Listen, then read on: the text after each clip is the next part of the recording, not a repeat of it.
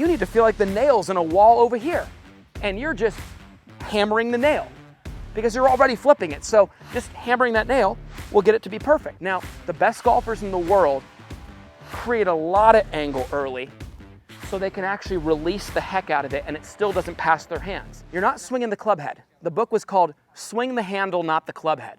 Now, for most of us who are releasing this club early and having that athletic response to hit it with the club head, that's not what we're doing. We're trying to get this angle set and drive the handle through. So when you guys, when you don't get the compression you want, like listen to this sound right here. I'll go off to the right here. Listen to the sound. I'm setting this L and I'm literally driving it. Hear that? That's what flights that ball real low. Now, don't get me wrong. There is an awareness of club face that I create through having the correct grip. Now think about this. When I had you guys grip the club the way I did earlier, this is Jack Nicklaus 101 right here. If you were to open up your hands on the grip, left hand, look how it's matching the club face. If I were to open up my right hand, look how it's matching the club face. Guys, wherever your hands are, the club face will be too.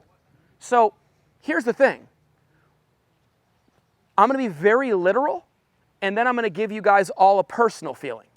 For some of you that release the club like this, if this is the hammer, you need to feel like the nail's in a wall over here, and you're just hammering the nail because you're already flipping it. So just hammering that nail will get it to be perfect. Now, the benefit that Adam has of always being on plane is his hands have figured out what to do to make sure he arrives dead square because he's on plane.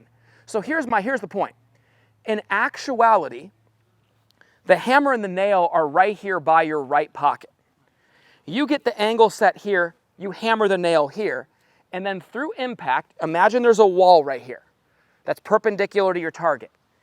The back of your left hand, as you rotate, smacks up against that wall. The front of your right hand smacks up against that wall, right? So here it is, it's like this, boom, boom, right? Hogan called it the knuckles down with the lead hand feeling. I told Blake, get the logo on your glove facing the ground. That's how you release the club, but not have the club go this way. It's how you release it and actually have it be square with the face at the target. I used to love getting up against something like this, right? I would grab something like this right here. I'd put this right on the inside of my lead foot. I know the club needs to be right there, and my hands need to be ahead of that, and my hip needs to be opened up. So you know what?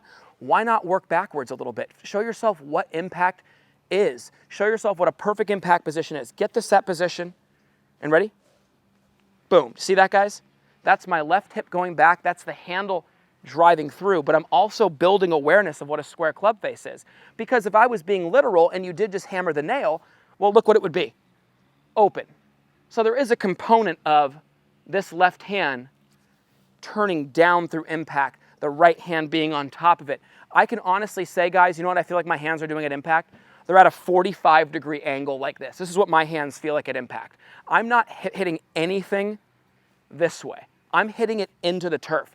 I'm going to use Peter Thompson as an example, and if anybody need a little history lesson here, Peter Thompson, Australian golfer, one of the greatest swings of all time, won 5 British Opens. Every single time that he went to the Open, he said there was something about that firm turf. If you're not compressing it and you're not having what I call the knockdown mentality, you're just not going to ever clip it off that turf the way you need to.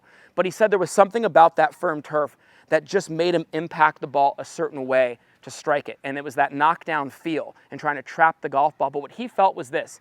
He felt if this was the ground, he was trying to start the ball into the ground. The loft on the club, you guys, in the ball position, in the width of stance, get the ball up for you.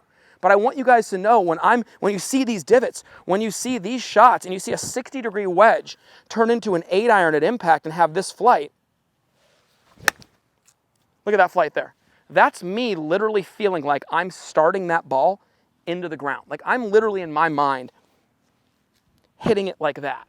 And I think that's incredibly important for a golfer who's never felt that. Gosh, I mean, I can feel every one like I'm hitting down on top of it. And it's like a 45-degree angle of my hands slamming down on top of that ball. I still think there's great ball strikers out there who don't even quite understand that feeling. That's something that Adam really gets, because he's been around me a lot, that knockdown feeling. Like I am punching the ball into the ground. So my goal for you guys is this. Set the club in a great spot. Understand how to maintain this angle. The average amateur golfer gets rid of the angle early and either lets it pass their hands or has to drag it through like this look just to try to keep it okay. The best golfers in the world create a lot of angle early so they can actually release the heck out of it and it still doesn't pass their hands. And I'm just trying to give you guys the very literal of what happens when you release it. It is the back of this left hand coming through and attacking the ground, the right hand on top of it, and just getting up against a line like this. Watch what I'm doing. I can just push into the line and open my hip, and look how it gives me the sensation of what impact actually should feel like.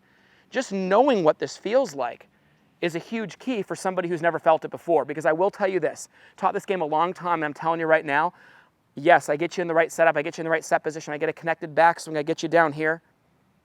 Does it help the impact drastically? Yes.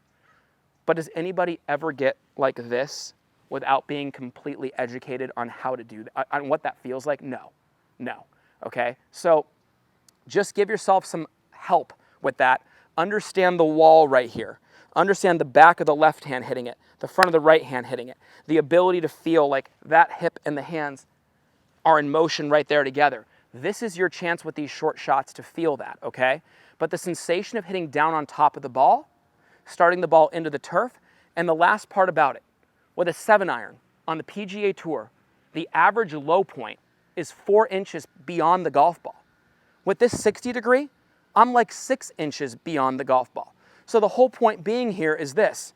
When you see 2 balls here, I want you guys to take a look at this. I'm putting 1 ball right there and 1 ball right here to identify the back of this 1 ball.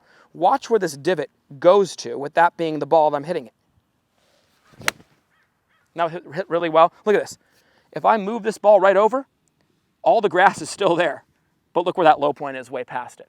So just knowing the low point and knowing the feeling that a golfer like myself, Adam, or Mike has in order to create that, it's very important. Down on top of it, past it. At Forzak Golf, we take a lot of pride in having developed some of the best and most consistent golf swings on the planet. We do this through simplicity. Our Full Swing Masterclass will take you on a step-by-step, easy-to-understand process on how to get your golf swing better than ever. Join the many before you who've utilized our Full Swing Masterclass to take their games to the next level and beyond.